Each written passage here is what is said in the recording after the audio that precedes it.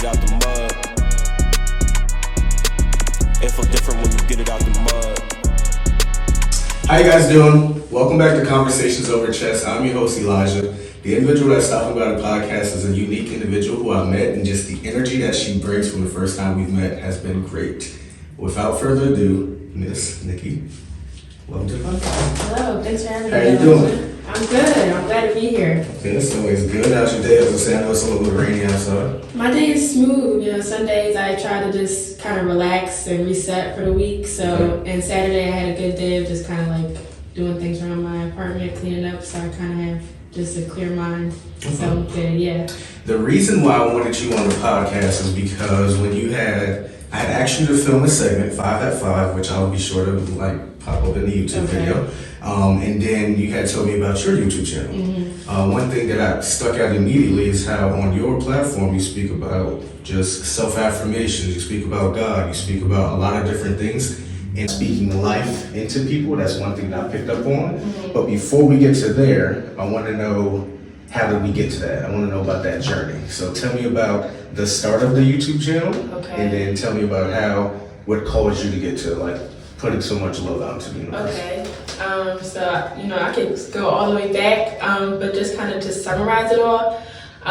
My parents always had my siblings, me and my sister, and I have an older brother, but me and my sister really just in church every Sunday. So I always had that grown up relationship with God, knowing God, and my parents are just very wise, they're older. So I just always had a good head on my shoulders. Okay. And then I started my journey at Howard in 2019, and I got into basketball a little bit more. I played in high school and stuff, but I got into basketball a little bit more, and just that journey of just trying to figure out, if I wanted to play or, what I needed to do to play for the team, kind of just training, contacting trainers out here. I met some really dope people, and also just that year, my freshman year, my niece, my only niece, had passed away. My brother's daughter, his wife at the time struggled with schizophrenia. Okay. And so she took her life, and she took her niece, or her daughter, my niece, at 5 years old. So just all that happened was very traumatic and very heartbreaking.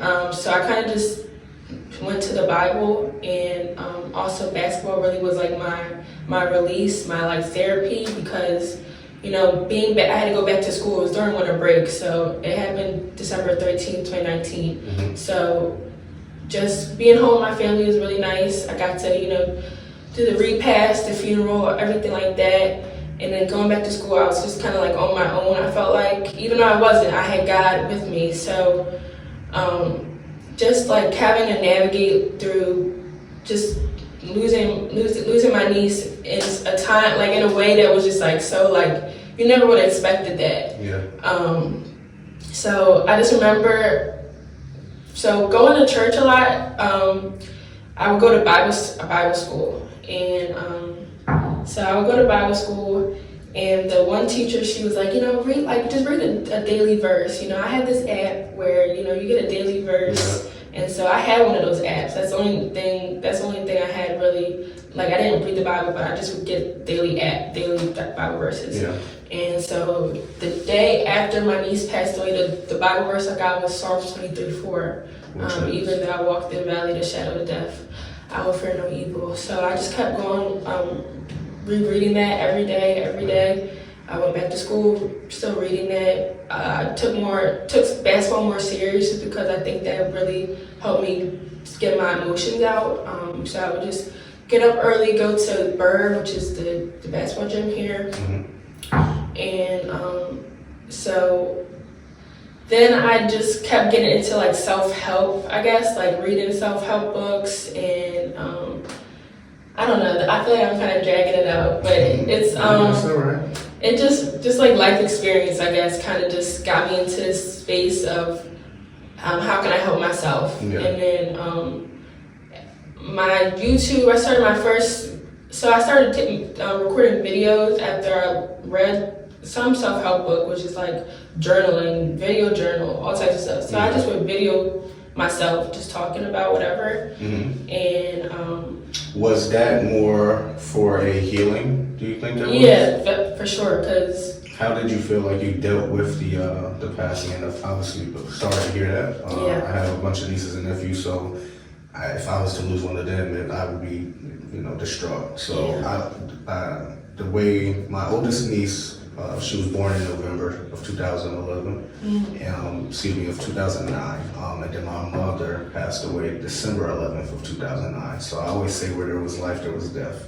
So I know how that has affected me still to this day. How did you feel like you dealt with that? Do you think you fully healed?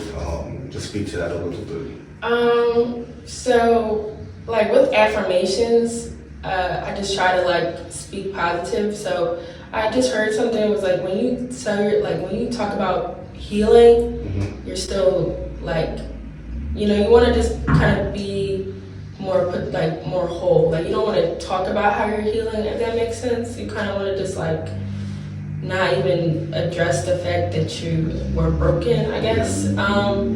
But I just feel like everything happens for a reason.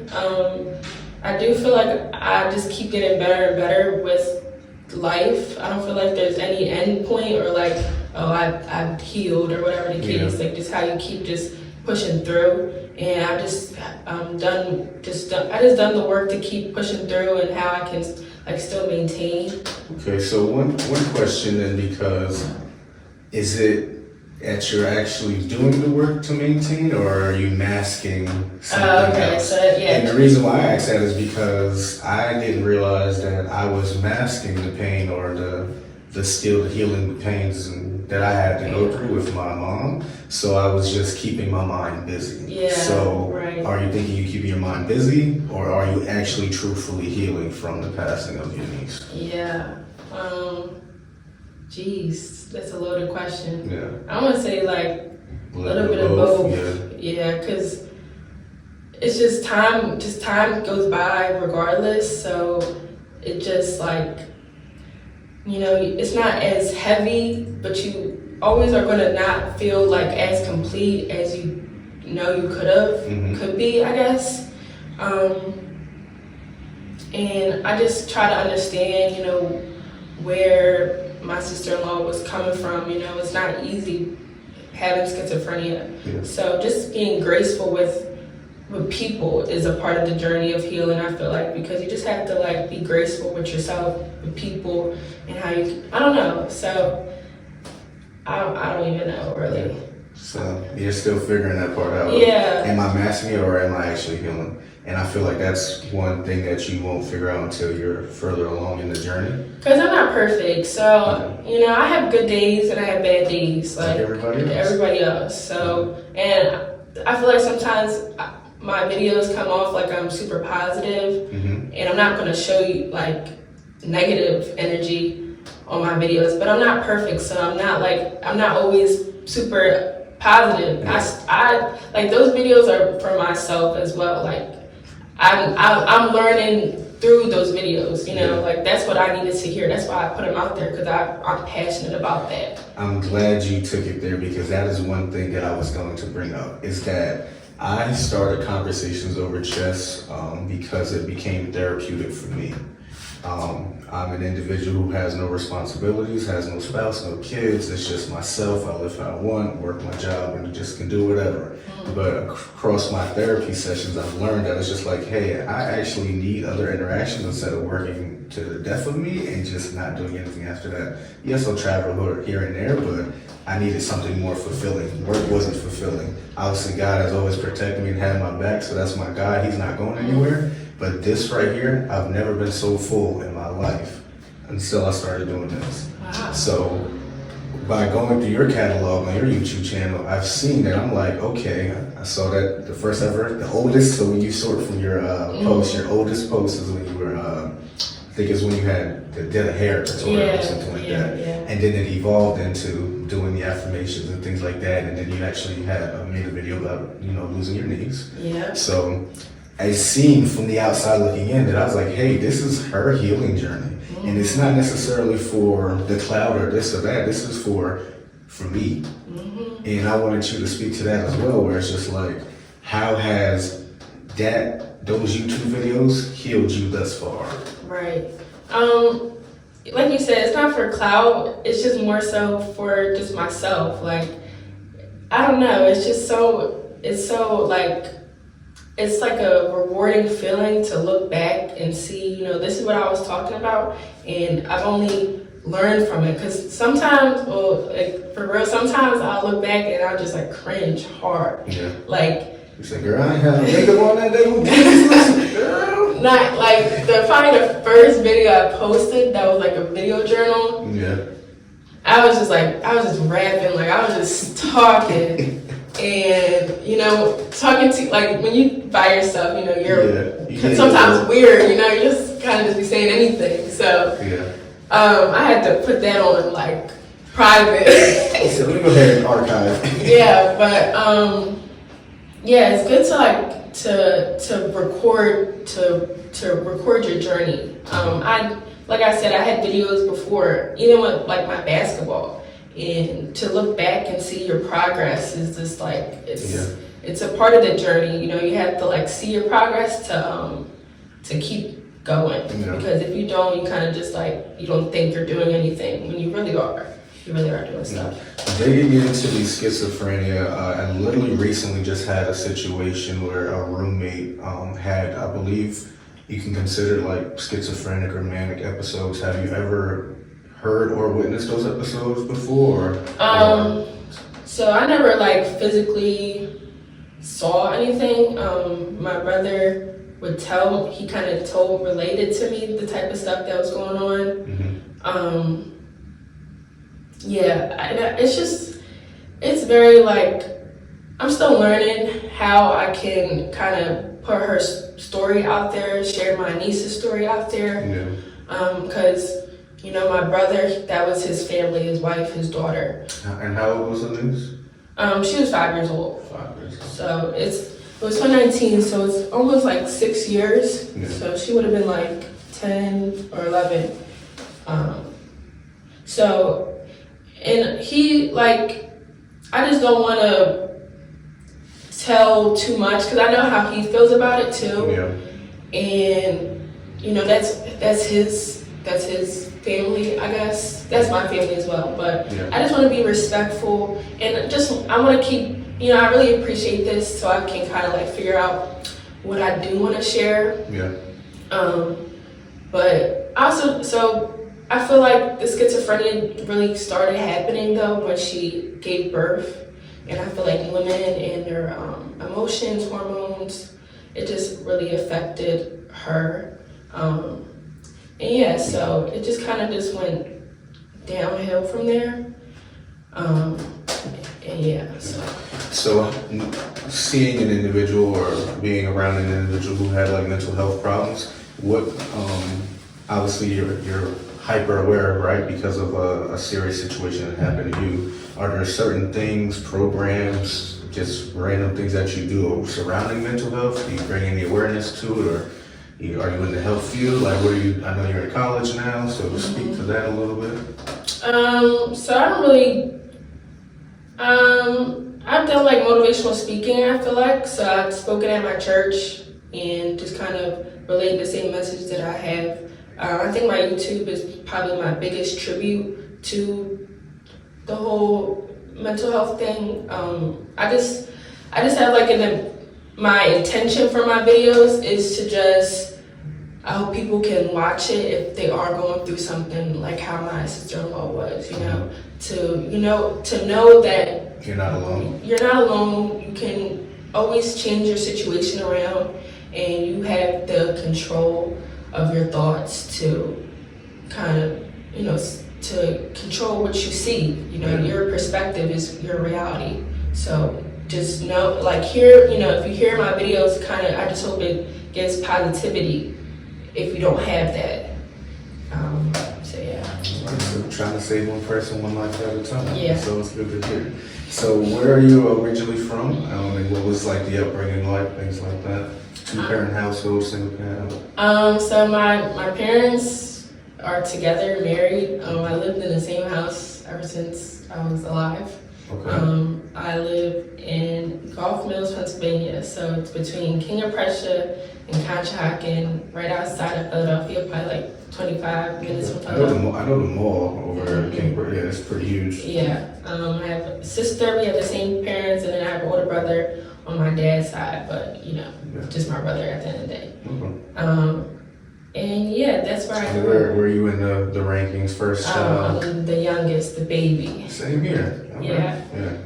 Being a baby is the best. Yeah, it is. There's some perks to it. Yeah. We're a little spoiled. Yeah. There's definitely some perks. So, okay. And what do your folks do, or where they meet, things like that? So my parents, they met at Cheney University of Pennsylvania, the first HBCU. Both of them didn't graduate, but they are still successful in their careers. My dad ended up graduating from textiles. It's like a Philadelphia university. Okay. And he works in computer IT. He works right now for a pharmaceutical AstraZeneca in Delaware. And then my mom works in Center City at a insurance company called Reliance Standard. And yeah, I have my older sister. She's 3 years older than me. We're both Sagittarius. Her birthday is the day before mine. So she's kind of always been like my. I always looked up to her. I guess as my big sister.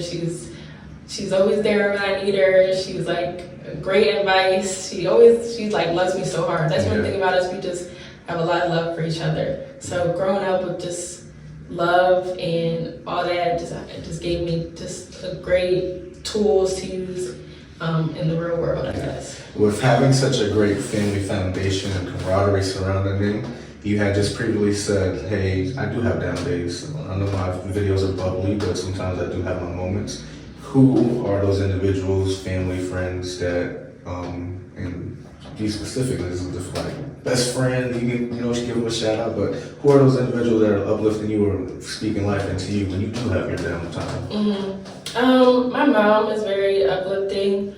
She always checks in on me. I also have a cat that's like my support animal for real. I'm not gonna shy away from that.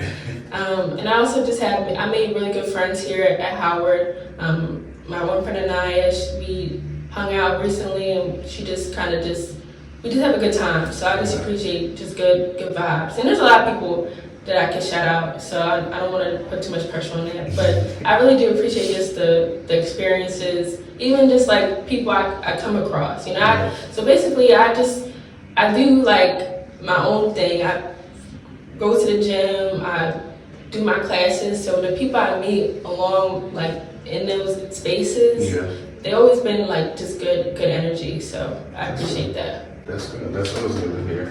Anything that you're specifically looking forward to in the next coming years? Anything I'm looking forward to? Looking forward to graduating, to kind of being more of an adult, or just kind of, and not in a school environment anymore. I'm on my own. I want to keep going with my YouTube, just having more. I like how your setup is with the 3 cameras. It's like very intentional and very like a production, and I want to do that with my own type of videos, more into the editing and stuff like that, and just seeing where it goes with that. I was watching a podcast. The girl, her name was Bobby LaFleur or something like that. The one that just popped. She had like Drake on as her first person. Yeah, I know you're talking about. Yes. Yeah. Shout out to Bobby. Shout out to Bobby. Oh my gosh, like. Her podcast, I'm not even gonna, like, they're super funny. Yeah. But I like her, her character. Like, her character's, like, real, like, shy, well off, like, just, she's really funny. She's really funny. She's great. She's really great. I watched her Drake, and I watched her Offset, and I watched her with Shaq. And I watched the Shaq one. I love Shaq. I love everything about Shaq. Shaq has a great energy. He's legit. So I was watching her with Drake, and I'm just like, this is Drake. Like, I'm not even, like, I get how some people are like, they're just regular people. Okay, that's true, but like. But that's still Drake. That's still Drake. He regular, but that's Drake though. And like, I'm not talking to Drake. I don't talk to Drake. So the interview just felt like I was having a conversation with Drake. And that's the whole thing with podcasts. They're like supposed to like be two conversations with intellectual people. And I'm just like listening to Drake. I'm like, he is freaking smart. Yeah. And then I'm listening to her with Offset. Offset, did you watch her? I haven't watched it. Also, when I watched a little bit of the Drake, I watched the full Shaq, and I caught snippets of the Offset. The one thing that I had saw with Drake that stood out was I'm assuming she was being funny, but she was like, I didn't know who Lil Wayne was. I'm like, hold on. Drake was like, pause. Time out. What we doing? Yeah. And the Offset, it was just like, and he's a Sagittarius. I'm not like crazy about zodiac signs. I just like mine, Sagittarius. Nah, I can see. I'm like, dang. And no, but shout out to the Pisces. Shout out to the Pisces. We emotional. Just I know how Sagittarius are. Like, So how are they? They're just very like into themselves. Not like a cocky way, but it can come off like that. Like the way he came off, he just knows he's the business. Yeah. And it just like. So fellas, watch out whenever you're. She might like you, but it might look like she don't like you. Just watch out. But no, it was just so cool to like listen to like those type of people and listening to like their thoughts. No, for sure. And this whole production, it comes from a guy named Gary Vee. I'm not too sure if you're familiar with him, but Gary Vee is basically like, he's a jack of all trades, but he basically runs I don't want to call it a social media, but he runs like a marketing firm, essentially, and he's just like a guru of like, he could take this and make this pop some way, somehow. Like, he's just one of those types of people. But he gives a lot of keynote speeches about basically like, you got to put in the work, don't, you know what I mean, like, eat crap, and stuff like that. So that's where this comes from, because it's like, if you're gonna do it, and another lesson probably that I learned from Uncle is like, if you're gonna do it the right way, and you gotta start somewhere and use the resources that you have. So I have 3 iPhones. I'm gonna use these resources now before I spend that $1,300 to get a Sony 6400 that I've been looking at, and then have to drop that 3 times. So it's just like, use what you have now, grow, be consistent. So like every Wednesday, but episodes drop every Friday, something is like. So it's just being on the journey. And speaking of the journey, one of your videos, I saw that you had spoke about Kobe. And obviously he's recently passed away. How has making videos about him, learning a little bit about his story, doing things, more research about him, affected you now that he's passed away? Kobe speaks for himself. Yeah. Kobe is just awesome. And growing up, I went to Upper Marion area high school. He went to Lower Marion. So growing up, that's like the name I always like. I knew like if anybody made it, it was Kobe. Like, you know, somebody made it from here. Like Kobe did, and like so he just always kind of was like that mentor. And even though I didn't know him, so watching his videos, I watched more of them after he passed away. Honestly, because it just really like you don't appreciate something until it's gone. I guess I don't know. But just his philosophy, like the way he carries himself, it just like sets a standard for like how you want to live, I feel like. And just his like work ethic, you know, how he pushes himself with basketball, with anything. It's just something to I just developed a mentorship out of it. Just watching his videos and stuff like that. And it definitely helped my YouTube. It helps with everything because it just like, it's the journey, it's the process, you know? And it's not about the destination, it's about the everyday steps, getting better and better, that 1%. And just having like that grace with myself because you can go hard, like, you know, you're not like you're not a robot, as my friend used to say. Right, you're not a robot. Kobe, you know, he had the 5 a.m., 11 a.m., 2 p.m. And it's like, you know, at least I like that, like obsessive mentality. I like that. But you kind of just have to take it one step at a time. And no, for sure. I literally, I've known individuals like my whole life, grown men that I've never seen cry in my life. And when he passed, they cried. I remember I've cried just multiple times about that. And I think for me, the thing that got me the most is having sisters, having siblings, having nieces. Kobe lived a full life from the perspectives of the average person, right? But to see that his daughter passed away, I think that touched me the most. And I was just like, man, that hit me differently. But you are right, that the Mamba mentality, that so to speak, of like putting in the work and being accessible about it, I've took that approach to a lot of things. And shout out to Princess, a friend of mine. She used to always say, "You're not a machine. Like your body needs a reset. Like what are you doing?" type of thing. So I've had to learn to have a balance. But it's when you want something so bad, you do whatever it takes. So. And I like that. I like the resetting part. It kind of gave me the thought, because we just keep going at something, we're eventually going to get worn out. Imagine if you just play basketball all day, you'll eventually just like fall out. But it's also a part of the process. They have rest and recovery. It's not like you're taking a break. It's like you are still doing what you need to be doing. Like you're not a machine. The rest is a part, because if you were to just keep going all gas, you're not going to put out that what you are trying to do anyway. And with like basketball, you could keep working out, but you also need to do those stretching, just like that recovery, sleeping. I don't know, but I like stretching. That's another thing I like to do. Stretching, it's a meditation as well. Just like deep breathing and kind of listening to your body, what's pulling, what's tight, what's whatever. So all that is a part of whatever you're trying to do. So obviously having those hard times, right? Great family. Now about to be graduate coming up soon. Is there any significant other in your life that you're looking forward to? Anybody, like, what does that look like for you currently? Significant other? No. I forgot you're still in college. Is there entanglement, situationships, dating?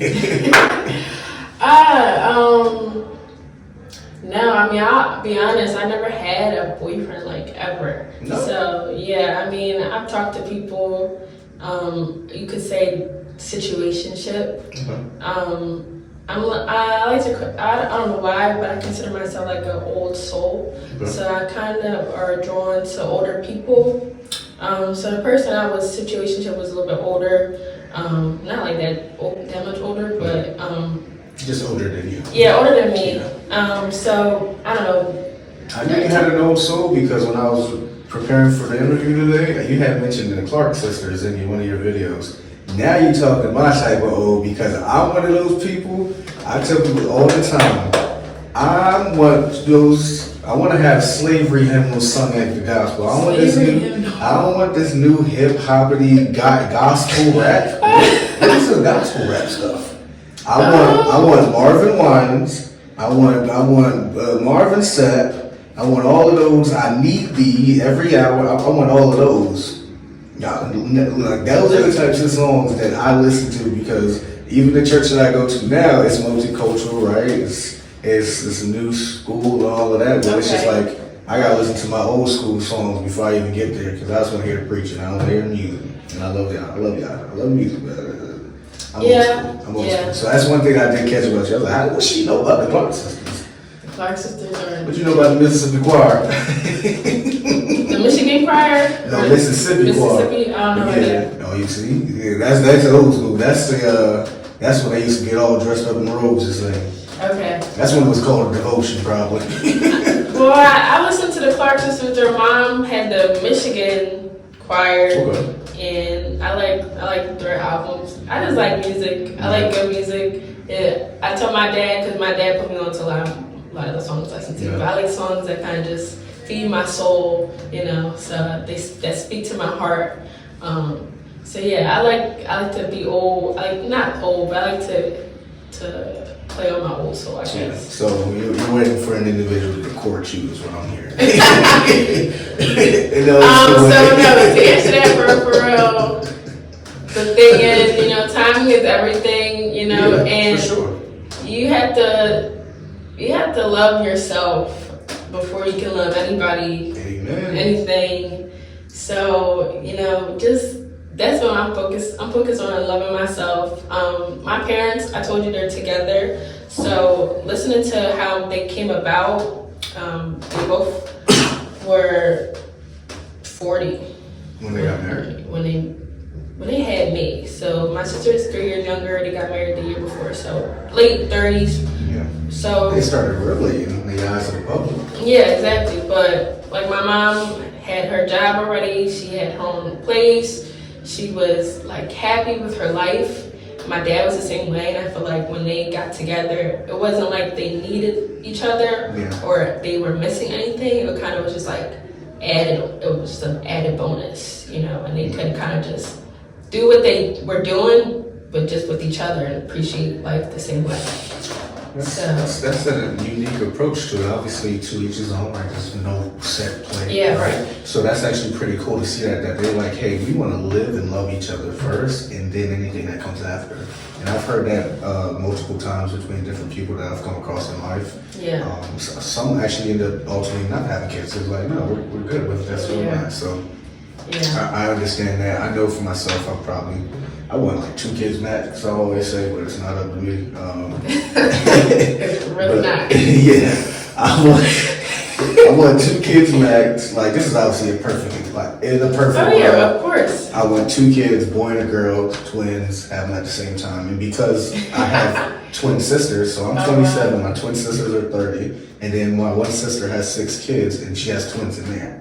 So I always tell women, if I sneeze on you, we don't have twins. So I'll be like, yeah. So you already know you have twins in your family. So it's like you could honestly plant that seed. Yeah, literally. Affirmations. Exactly. That's crazy having twins. I think that's like so cool. Yeah, it's crazy. They fuss and fight, but it is what it is. They're like probably best friends. I wouldn't say that. Really? Not to say that. And sisters are very tricky. Females are very tricky. Yeah, so I will say they unconditionally love each other. It's just that they have their times that being at odds. Yeah. I will say that. But they're always ride or die for sure. Yeah. I literally just saw them yesterday. Thick as thieves.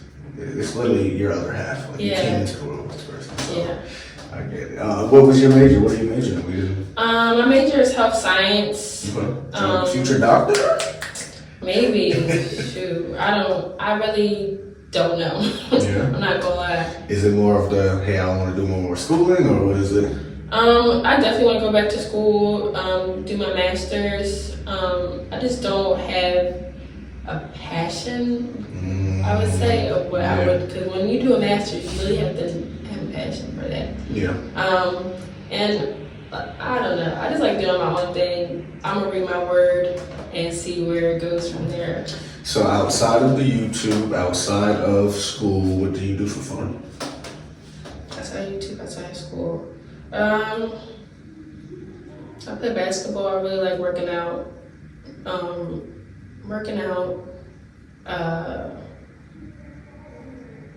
don't know what else I do for it. That's. Hey, just stream Netflix. Yeah, I watch a lot of YouTube. I watch a lot of basketball. I watch a lot of YouTube. Who's your team? I watch like women's college. So. I'm a big college. So my boy that's working the cameras that the folks can't see, but he coaches basketball. But he's obviously in a lot of men's stuff. I literally will watch like a South Carolina, like I'm watching those games. Like I'm literally getting off work to make sure I watch LSU women's versus South Carolina. Like that's big time basketball. And a lot of people, it was a great one.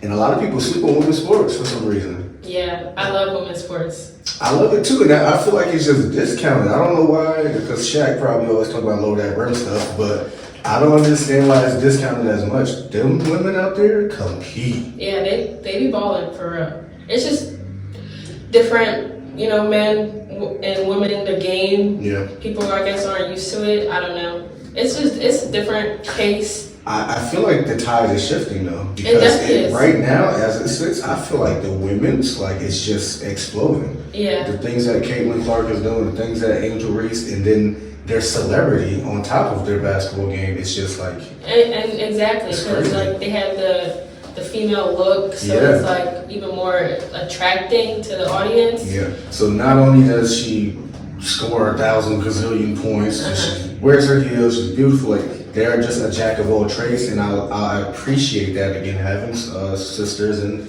nieces that they can show that variety from being white, black, it does not matter. That variety is shown, and that's what I can appreciate about the women's game for sure. Especially, I don't know why people be hating on women. Like, people really be hating, I feel like. They do. I'm a real huge fan. Literally, I have a WNBA hoodie. Like, all that stuff. When I used to live in Utah, I would drive to Las Vegas to see the Aces play. Oh, wow. Literally, like, I'm committed. Like, I'm obviously from New York, so New York Liberty is my team. It broke my heart we didn't win. That was going to be the first one. That was crazy. In franchise history, and I was like, yo. I think they lost by like 1 point. I think it was. It was at Vegas, I believe, if I remember correctly, and it was like you just couldn't get a shot up or something. Yeah. It was gut wrenching too, because I'm like, boy. But again, it's just great for the sport. Yeah. Everything that's happening now overall is just great for the sport. Yeah, I feel like everybody's getting better and better. Like basketball, women's, men. It's just amazing. I feel like a lot of times people want to talk about what's going wrong in the world and how things are going downhill, but I feel like there's a lot that is going well, and we should highlight that more. Because it's true, like, people are just better. Like, I don't know, if I was a kid, like, young in this day and age, I feel like I'd be so, like, different. And there's just more access to information, and social media is good and bad, but when you use it the right way, when you use the right resources, I guess. No, for sure. Yeah. I was going to say, speaking to social media in the world, right? What are some goals that you're looking forward to? What are some things that the individual viewers can look forward to coming from your YouTube channel and just everything surrounding that? Just to be consistent in making my content. Keep collaborating. Like, I've always wanted to make videos with other people. So just how I can just keep getting better, and just reading more books on what I'm trying to do, like reading the Bible, reading more. I'm reading right now. It's called The Power of Now by Eckhart Tolle. I've heard of that book, but I've never heard that. It's really good. And just being present, it's just about, being present in the moment, and you know what's going on right here, right now. And I would love for my platform to just keep growing, more subscribers, get monetized one day, so I can kind of put my focus on that, because it's really just a passion of mine to just kind of help myself, help others, and there's like just not enough people to tell everyone like the power that we have within us. I feel like so many times it's outward. People are, you have to do something, when you have to more so look into yourself and just look into yourself and what's your love and what's your passion. And I feel like when you lead with that, when you lead with love and your passion, it's only good things coming from it. I don't know what happens when you look outward and when you focus on other people and other things, but I know when you focus on what you love and what brings you joy, it's all good. I always tell people oftentimes to run their own race, and that's something that I had to learn. I always was being, as one of my cousin's husband would say, a compare marry. Okay. I would say, hey, they have that, I want that, or hey, they're doing that, I want to do it. And then what I had to learn is that being me was enough. Being myself was enough. I didn't have to do or say or go above and no, just being my authentic self was enough for anything and everything that was to come. Yeah, exactly. That's why I always try to just affirm that type of stuff. So it's just program, because everything else, TV programs us. But when you kind of reprogram your mind to what you want it to be, like you said, you are enough. Like what you have going on is enough. You can sit there and point at everybody and compare, but it's just you have no idea what they went through. Exactly. They probably could not handle being in what you've been through.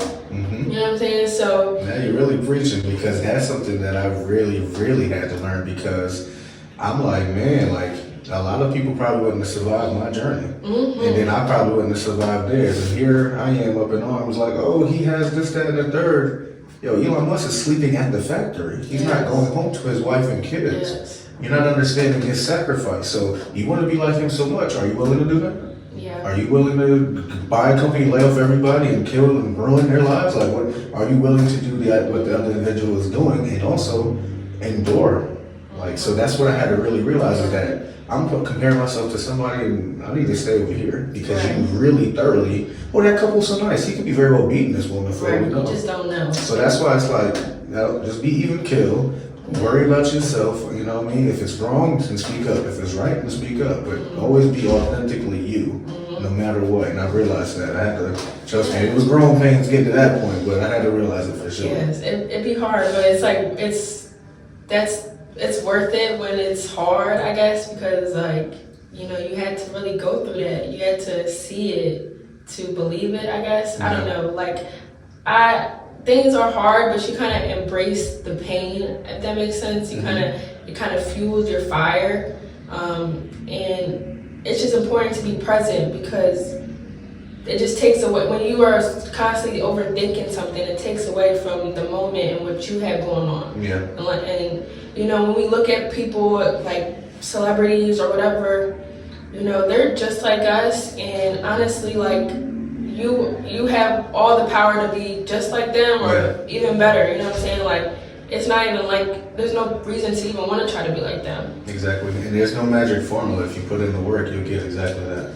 Right. That's something that my mentor, James, I used to always be like, yo, like, how'd you do such and such? There's no magic formula. Yes. I had to go put in the work for 10 years. Yes. So. That's what I'm learning too. It's just whatever your journey, however your process plays out, it's just how it's going to be. And that's why it's just important to know that where you're going is somewhere. You know, you can't be discouraged. You have to be like faithful, and whatever you're going through is getting you to, like, you want to have a goal in mind. You don't want to just be like unintentional, but you just have to appreciate, you know, how it's unfolding, because you don't know how it's going to unfold. We can't tell the future, but we can just kind of be present. The only time is now. Like, that's what I'm getting a lot from the book as well. Like, the only time is now. I can't go back anywhere, and I can't jumpstart.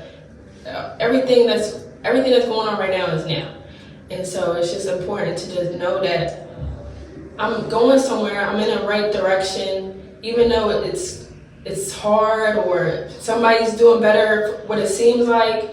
It's just like, this is where I'm supposed to be. This is where I'm, like, this is the perfect place for me right now. You know, for sure. And then tying it all together, that talking about old school and being, you know, slavery hymns and all that stuff. There's a song, church song, but that I'm sure somebody else used to probably sing it, but Marvin Winans. It's called No Ways Tired. No Ways Tired. No Ways Tired. And in the song, he says essentially, like, he didn't bring me this far just to leave me. And I believe that to be true. It's like, run your own race, be in the current moment, and just remember that literally everything that I had to endure to get to this moment in time with you, it just was a notch in the belt to make me a better me. Yes. Every mistake, everything I did right, everything I did wrong, it was for me to become who I am today. Yes. So he ain't bring us this far just to leave us. Right. And it's just as simple as that. We usually ask the individuals if they do play chess, what's their favorite chess piece and why, but if you don't know how to play chess, the other question that we typically end the podcast with is saying, if the world had your undivided attention, everybody in the world had your undivided attention, what would be some advice to save them any heartache and pain? Oh gosh.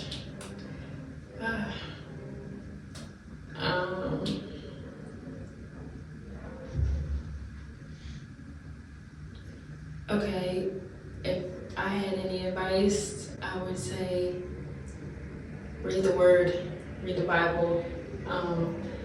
There's so much comfort and peace that can come from those words that are in the Bible.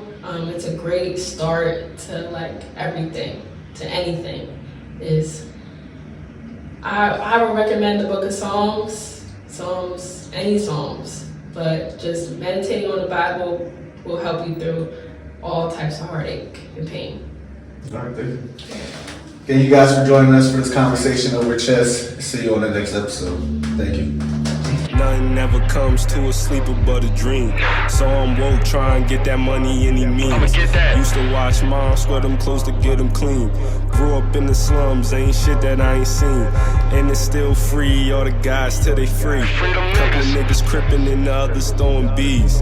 One thing for sure, they gon' all ride for me. Cause we ain't never phased no gang family. Damn, what a blessing, all them low nights had me stressing. Praying to the maker, hoping someone get this message. Throw that yak back just to calm down this aggression. Cause I can't follow the rules, not when I'm the prized possession.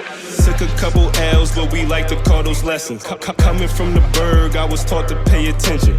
Cause no snakes out hissing and they'll sneak you in a second. For that I keep a circle that be tighter than a virgin. Couple niggas screaming, fuck the law, ready for purging. Tell them let the 40 touch a nigga like it's flirting. A lot of hidden hate, oh, y'all thought y'all was lurking. But ain't no time to lack, nah, I'm always observant. Grew up in the field, but I never played the corner. Still could jam a nigga if I don't like the route he running. I've been underground, running around like head tummy. Came from the bottom, I swear I started with nothing. So how can niggas hate? I swear to love it all be fake. Smiling in my face but wanna do me like I'm ace. That's why I say my grace before I put them on a plate. Cause I know I'm too important like a fucking uppercase. And life is like a race, it's just all about the pace. For a little money, dudes become a big disgrace. The fake come and go, but the real can't be replaced. They say the sky's the limit, only limit I embrace. And I'm about $1, no surprise I get the cake. Cause I was taught to hustle in any weather, cannot wait. I done had to starve just to make sure others ate. My pain versus your hurt is something that cannot relate. They try to lock the door, I kick that bitch like Kevin Gates. Couple roadblocks I ran through like I was free. Heart of a lion, I was molded by the apes. That's why I stand tall and never fall in no debate. I'm on a mission, I gotta get it. For all them long nights, the oven had to heat the kitchen. For all them starving nights, I went to sleep just to forget it. No food, but the sink was always full of dishes. Check the refrigerator, knowing nothing even in it. Nights like that can turn a young boy into a menace. Same reason I don't give a fuck about no feelings. Cause I'ma be starving till I count 100 million. Part of my back, nigga.